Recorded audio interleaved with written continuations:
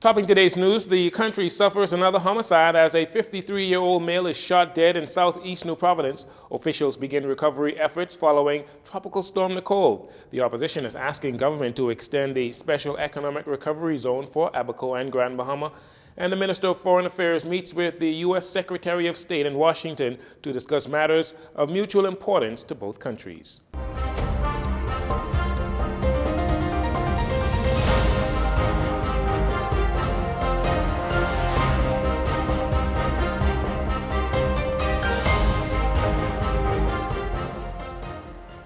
Good evening, Bahamas. I'm Jareno Saunders. This is your JCN Evening News. It's a pleasure to have you join us. The country's murder count is now at a staggering 116, according to JCN News records, after a 53-year-old male was gunned down last night outside his residence in Cool Acres. Police here in the capital are once again seeking the public's assistance with their investigations into this latest killing here in the country. Speaking with press on the scene of the murder last night, Chief Superintendent Michael Johnson, officer in charge of the Criminal Investigations Department, gives these details. Sometime after 9 p.m., the police received information about gunshots being heard in this area. Upon the officers responding to this area, they met the lifeless body of a male who was lying just in front of an apartment building. He had what appeared to be gunshot injuries to the upper extremities. The EMS personnel were called. They examined his body and found no signs of life. Again, like always, I would first like to thank the public for their assistance in assisting us in closing 3 of the most recent murders that have occurred in New Providence. And we again appeal to members of the public, again, to please assist us. You can call us by calling CID 502-999-123 or Crime Tipsers. We would like your assistance in help finding the culprits that are responsible for these recent murders. At present, police do not have a motive for this latest murder. With the murder count nearing 120 for the year, police say they remain concerned. Well, we are always concerned. One murder is too much. One murder is too much, and we are always concerned. And we, again, every week we meet and we come up with strategies and tweak our strategies in trying to deal with these matters. And we continue to ask the public to please be careful, be aware of their surroundings, and assist the police as much as possible. Again, numbers to call if you have any information regarding this or any other incidents. You can call CID at 502-9991 or 502-9992, 911-919, or Crime Stoppers at 328-TIPS. That's 328-8477. Investigations into this matter continues. Police need your help in finding 16-year-old Paige Williams, who was last seen at her residence, Hamilton Road, Mount Pleasant, on Wednesday, November 9th. Police issuing a missing person poster describing the teen as being of dark complexion, medium built, 5 feet 8 inches tall. Anyone knowing the whereabouts of Miss Paige Williams is asked to contact the Criminal Investigations Department. Once again, those numbers 502-9991 or 9992, or you can download the P3 Tips app to send information anonymously. I want to assure the Bahamian people, particularly in Grand Bahama and Abaco, that the government and its agencies have deployed assets and resources necessary for search and rescue and recovery. That's Acting Prime Minister Chester Cooper during Wednesday evening's press conference at the National Emergency Management Agency, NEMA, their headquarters on Gladstone Road. He also noted that government officials headed by NEMA would make an assessment mission to Abaco and Grand Bahama. Now, while the all-clear has been given for those islands, Acting Prime Minister Cooper urges residents to exercise caution and care as debris is not yet cleared and roads may still be impassable, particularly on Grand Bahama and Abaco.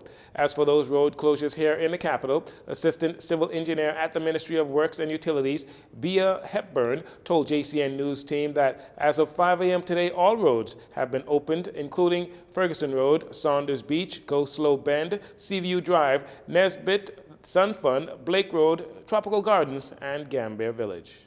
We're still going to be doing some work over the next couple of days.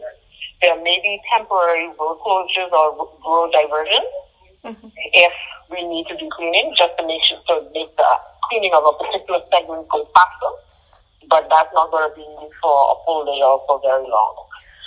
So it's so as I said, we're advised by we're going to continue following the advice of the Department of Meteorology, and we're going to keep an eye out on weather conditions, especially on any swells that might happen on the northern shoreline, or any rain that may come after a tropical storm passes through. But other than that, yes, the issue is open to the public, and they're going to be doing some. Our Iraqis is also going to watch that area too and do any cleanup work as possible. Ms. Hepburn is advising residents to drive with caution and care as minor work is still being done. Meanwhile, government officials led by Acting Prime Minister Chester Cooper were in fact on the ground today assessing the damage caused by the rare late-season tropical storm that battered Abaco early Wednesday before intensifying into a Category 1 hurricane when it made landfall on Grand Bahama on Wednesday evening. Minister of Health and Wellness, Dr. Michael Dowell, and his team were among government officials on Abaco to make assessments, including at the Marsh Harbor Health Care Center. Also making assessments are Minister of State for Disaster Risk Reduction, Miles LaRota, Minister of National Security, Wayne Monroe, Minister of Works and Utilities, Alfred Sears, Minister of Social Services, Obie Wilscombe, Minister of Immigration, Keith Bell, along with NEMA and government interagency technical officials. Again, the Bahamas Department of Meteorology has given the all-clear to all islands in the North and Central Bahamas. The Met Department issued its final alert on the storm today at 5 a.m. Nicole is now impacting the east coast of the United States, where there are reports of 2 people, a male and a female, killed from a downed electrical pole in the Orange County, Florida area. Meanwhile, Bahamas Met officials say large swells generated by Nicole will continue impacting coastal shores of the islands of the Bahamas for the next few days. These swells are likely to cause life-threatening surf and dangerous rip currents throughout the weekend.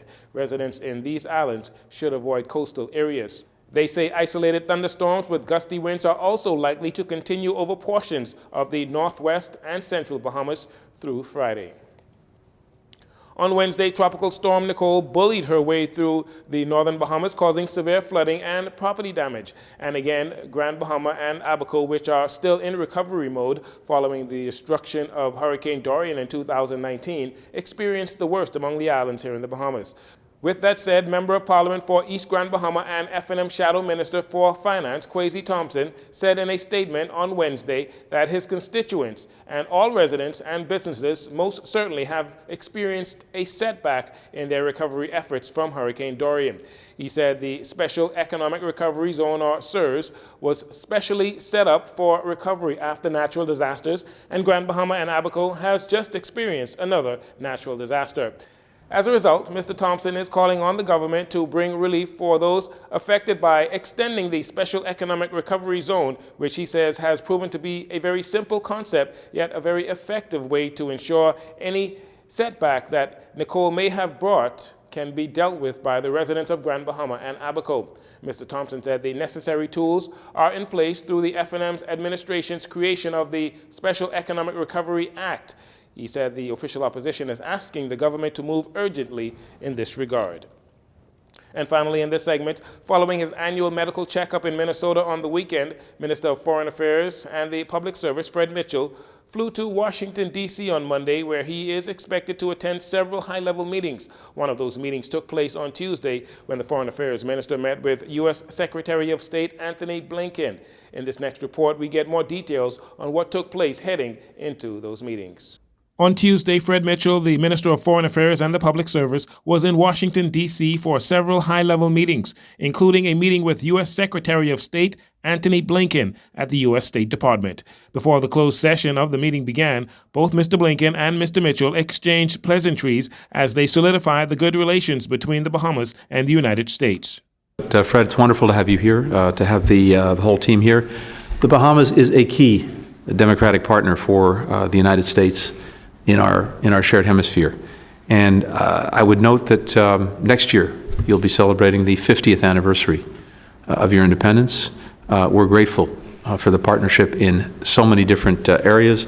I have to say, Fred, your strong, principled support when it comes to upholding the United Nations Charter in the face of Russia's aggression against Ukraine has been very strong and very powerful. To be back, and of course for the Bahamas it's always good to reaffirm the partnership, the relationship.